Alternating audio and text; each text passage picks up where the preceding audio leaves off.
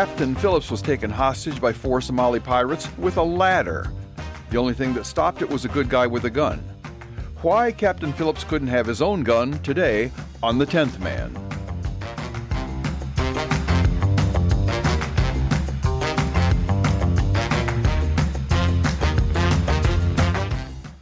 Right now in the Arabian Gulf, Iranian so-called commandos are boarding merchant ships, rappelling down from helicopters or climbing up with ladders, swarming the decks with rifles, seizing cargo, detaining crews, and doing it in international waters in broad daylight. And the crews are doing what international maritime practice currently encourages them to do: nothing. Or maybe pointing a fire hose at them. The movie Captain Phillips came out in 2013 with Tom Hanks. 4 Somali pirates, Ilhan Omar's cousins, 1 container ship, and the crew's most effective defensive weapon was a fire hose. The pirates just had AK-47s, nothing special. Yet the standoff lasted 5 days and only ended when United States Navy SEALs put 3 rounds through 3 skulls from a moving vessel in open water, and problem solved. Here's the question nobody in Washington is asking, and nobody in the press is printing. What if Captain Phillips had had a gun? There wouldn't have been a movie. Before you share this episode, and I'd ask you to do that, to tell a friend and tell 2, this is The 10th Man with Kevin Travis, and let me show you why the answer to Iranian piracy in the Arabian Gulf is not to send another carrier strike group, and it's not a new sanctions package. It's not a strongly worded statement from the UN. It's a gun. And we know this because it's what has always worked. Let's establish what's actually happening out there. The Strait of Hormuz is the narrow neck of water between the Arabian Peninsula and Iran, through which roughly 20% of the world's oil supply passes. Every tanker carrying Gulf to Europe, Asia, or anywhere else transits that strait if it's coming from that area. Iran knows this, Iran has always known this, and controlling that choke point, or threatening to, is Iran's primary lever on the global economy. And they pull it whenever they feel like reminding the world that they exist. Now here's something that should not require saying, but apparently requires not only saying it, but some emphasis. The boarding and seizure of commercial vessels in international waters is illegal, period. It's not a gray area. It's not subject to competing interpretations. It's not a matter of regional custom or diplomatic context. Under the United Nations Convention on the Law of the Sea, under customary international law going back centuries, under every framework the international community claims to hold sacred, the interdiction of innocent passage is an act of piracy. And you hang pirates. It doesn't become something else because the country committing it has a seat at the UN, or a nuclear program, or strong feelings about calling the Arabian Gulf the Persian Gulf just because they're stealing ships in it. And yet here we are, watching the United States negotiate the reopening of the strait. Not demanding it, negotiating it. Now, a lot of commentary divides along neatly political lines. Trump is either ruthless or just being tough, depending on who's writing the column. But ruthless and tough are both false. He's not really either one, because the strait is not a negotiating position. It's a legal right of passage that Iran is currently violating, and you do not negotiate the restoration of a right that was never Iran's to revoke. You make them open the strait. Then if there's anything left to discuss, then you talk. Because negotiating the terms under which a pirate stops pirating is not deal-making. It's paying tribute. And Thomas Jefferson knew the difference, but apparently we've forgotten it. Every diplomat, every foreign ministry, every international legal body that has watched Iranian Revolutionary Guard units storm commercial vessels and responded with a strongly worded communique knows this. There's nothing confusing about the law. They've simply decided the law is negotiable when Iran is the one breaking it. That decision has a cost, and that cost is the war we're seeing now. The Iranian Revolutionary Guard Corps uses fast boats and helicopter-borne assault teams to seize commercial vessels. Now, these are not heavily armed commandos conducting a sophisticated military operation. They're not Navy SEALs. Often these are just men with rifles and grappling hooks who have calculated correctly that nobody on the ship they're boarding is going to shoot back. And why won't they shoot back? Because they don't have any guns. And why don't they have any guns? It's not because they don't want to, but it's because every port in the region prohibits so-called armed vessels. Dubai, Qatar, Kuwait, even Oman. International maritime law recognizes the right to self-defense at sea, and that principle is well established. But the moment a commercial vessel enters port with weapons aboard, the host country's domestic law takes over. So your cargo's detained, ship impounded, the crew's arrested. So the economics make arming the ship nearly impossible, even though the alternative is leaving the crew defenseless. So they attack you with AK-47s, but you can't have a bow and arrow. So the ships sail unarmed through a waterway patrolled by pirates, because the paperwork is easier that way. This isn't a new problem, but it is a problem that's been solved long ago. Merchant ships have been arming themselves against pirates since there were merchant ships and pirates, which is to say, since there have been ships. And the solution has always been the same. Make the target expensive to attack, and the pirates find a softer one, or go get jobs. And these merchant ships weren't armed with just flintlocks and cutlasses and belaying pins either. In the 17th and 18th centuries, the British East India Company operated a class of vessels known as East Indiamen. Large cargo ships carrying spices, silk, and trade goods from Asia to Britain. They also carried cannons.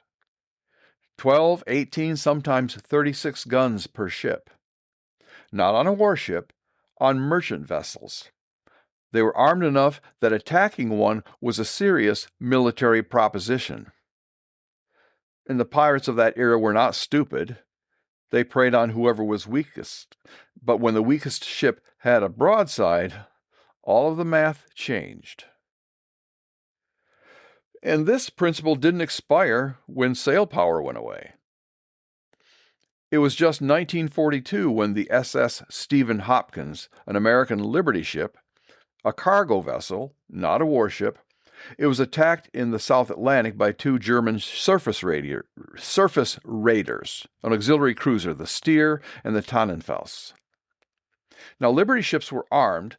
The Hopkins carried a single 4-inch deck gun, a World War I era weapon, already obsolete, and a 37mm cannon and some machine guns. Now, the crew, a small Navy armed guard detachment, assisted by the merchant sailors aboard, fought the Germans for 32 minutes. The Hopkins was sunk, but so was the Stier. An old gun on a cargo ship sank a German auxiliary cruiser. Now, Humphrey Bogart tells a version of this story in the movie Action in the North Atlantic, released in 1943. It's a good movie. And it reminds you that the cargo ships crossing the Atlantic under fire were crewed by men, many of them civilians, who fought back. And they fought back because they had guns. Not sophisticated guns, just guns. But the only commercial vessels operating in the Gulf today with any meaningful defense capability are those that have hired private security teams. And every country makes that as difficult as possible. Private maritime security companies exist, and they work. Studies done after the Somali piracy peak, roughly 2018 to 2013, 2008 to 2013, showed that ships with armed guards aboard were essentially never successfully boarded. Not because they had a huge military force, not because they were equipped to fight a navy, but just because they were armed. A few men with rifles on deck changed the calculation entirely. The pirates didn't stop being pirates. They were Somalians, after all. But they stopped boarding ships with guards. They found unarmed ships, of which there were plenty. Because the problem with private security is the same problem with the ship's own weapons: port entry. The relevant countries involved require security teams to offload their weapons before entering.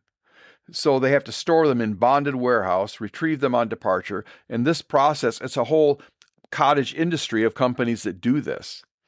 It's expensive, time-consuming, and creates its own chain of liability, with the result that many shipping companies simply don't bother. The odds of being boarded on any given transit seem low, while the cost and complexity of arming the ship is high. Gee, it's taking guns from the law-abiding, typical gun control. And it works fine until 4 men in a skiff come along and climb over the rail with Kalashnikovs, and then the calculus changes. So here's what we ought to do instead, and it isn't complicated. Put armed guards on every commercial vessel transiting the Strait of Hormuz. And don't make it private contractors fighting the port paperwork. Make it United States Marines. Let a helicopter drop a squad of Marines on each ship, drop some Connex boxes for them to shelter in or have shelter material, and they know how to do this. With small arms and a few heavy weapons, that's all it takes to stop other men with small arms. And we know this because the private security companies proved it a decade ago off the coast of Somalia. Now, if the threat grows beyond men with rifles on speedboats, drones, fast attack craft, something more coordinated, then you just scale the answer accordingly. You know, there was a period in American maritime policy when the federal government subsidized the installation of hardpoints on commercial vessels built with federal loans. Well, they were subsidizing the building of the vessels, and they required them to have hardpoints so guns could be mounted. Structural reinforcements, below-deck storage, gun mount foundations built into the ship during construction. The idea was simple. A merchant fleet built in peacetime could be converted to a defensive one without starting from scratch. And then the Liberty ships, like the Stephen Hopkins, they took that a step further. Built during wartime under federal contract, they carried the weapons installed already, which is exactly why they had a 4-inch gun on a cargo vessel in the South Atlantic in 1942. Well, that program worked then, as we've described, and it should be revived now. And for the modern threat specifically, there's a weapon already purpose-built just for this scenario: the Phalanx close-in weapon system. Yeah, all the guys love the Phalanx. 20-millimeter rotary cannon, radar-guided, and this is important, autonomous. Just flip it into auto mode. Designed to track and engage multiple fast-moving threats, boats, drones, low-flying aircraft, before they reach the ship. The system is self-contained. It could be portable and delivered to a commercial vessel as a single integrated unit. You just strap it down, connect it to power, and the ship has a defensive capability that did not exist the day before. On a personal note, back in the 1970s, my ship, the USS Kuntz, a guided missile destroyer out of Norfolk, we had the Vulcan air defense system fitted under development when I reported aboard. Now, I never saw it fire. We were into the yard, and they'd done all the testing they needed at the time, and it was removed during that yard period. But this was the direct predecessor to what became the Phalanx. Now, the important thing about the Phalanx in this context is it would almost certainly never fire a round. That's the point. It's a deterrent, and a vessel visibly equipped to destroy fast attack boats before they get within rifle range is not a vessel the Iranian Revolutionary Guard Corps is going to test. They're going to try to find a softer target. Because deterrence, that's what they do. Deterrence lead to peace. And it's not a theory, it's the entire history of military deterrence, confirmed again every time a pirate with a skiff pulls along a ship with armed men on deck and decides to keep moving. The East Indiamen were not boarded because they had guns. The Stephen Hopkins was not surrendered because a crew with an obsolete deck gun chose to fight. The Somali pirates stopped boarding ships with the private security because 2 men with rifles on a stern deck made the math wrong. You don't need much, you just need something, and a little bit of something changes everything. Now, people are going to object to this. The objections aren't very smart, but we'll take them in order. The cost. Well, this self-contained Phalanx unit might run $5 to $6 million. That's cheap. That and a Marine security attachment will cost a fraction of what we've already spent on carrier strike group deployments to the region. And that deterrent, again, it's almost certainly never going to fire around. The 20-millimeter ammunition for the Phalanx, they cost about $30 a piece, and you shoot about 100 per target, so $3,000. That's a lot of money, and that's what people will say. But the gun's never going to fire. Ask the shipping companies that hire private security. Then ask the ones who didn't. And even if it were expensive, freedom is not free. I love this line. Robert Livingston, the minister to France under President Jefferson during the Barbary pirate incidents, he was pressed for tribute by the Barbary pirates. Same hemisphere, the same culture, shall we say, so the same logic. And they wanted money from us 220 years ago. And he sent back an answer that you cannot improve with time. He said, we'll pay millions for defense, but not 1 cent for tribute. Then Jefferson sent the Navy, and the pirates stopped. Well, what about danger to the men? That one will answer itself. The men wouldn't care. The men are going to volunteer for these assignments. They'll fight for them. They'll compete for them. They'd say it's exactly what they trained for. Now, what about the risk of escalation? Yeah, clutch your pearls. This phrase gets deployed every time someone proposes actually defending against an aggressor. And let's examine precisely what this means, because the people using it have the definition exactly backwards. Escalation is an offensive act. Only Iran can escalate. The defender does not escalate. The defender responds, or maybe retaliates. Iran boards a merchant ship, that's aggression. We arm the ship, that's defense. And Iran then chooses what they want to do next. If they want to attack the armed vessel and are repelled, then they have escalated. And if they attack and are destroyed, then they've just made a catastrophically poor decision. But in neither case did we escalate. The word escalation has been systematically misapplied for decades to mean any increase in defensive capability that makes an aggressor uncomfortable. And the misapplication serves one purpose. It places the moral burden on the defender and removes it from the attacker. Because it's never the Muslims' fault. The only real question in this situation is whether Iranian terrorism, including the nuclear variety they've been developing for 30 years, needs to be stopped. And if the answer is yes, then do what needs to be done. And what really needs to be done right now is simpler and less dangerous than what we have been doing. The attack on Captain Phillips ended the way every pirate attack needs to end. A good guy with a gun showed up. 3 Navy SEALs, 3 shots, 3 pirates, standoff over. The United States government spent millions of dollars, deployed a destroyer, a guided missile frigate, and a nuclear aircraft carrier, and ultimately resolved a confrontation with 4 men in a skiff Men who, from the moment they came over the rail, could have been stopped by any crew member just with a sidearm. The armed ship is never boarded. The crew with a rifle does not become a hostage. These are not complicated military propositions. Those are the conclusions that fall out of any historical engagement when you view it with a little common sense. The East Indiamen weren't boarded.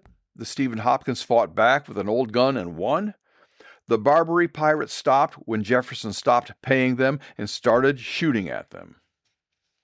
Give the ships their guns. Then give them bigger guns. The Iranian pirates, like every pirate before them, will give up, will turn away. That's what they do. That's what they've always done. The only question is how long we're going to pretend that we don't know that. Thank you for listening.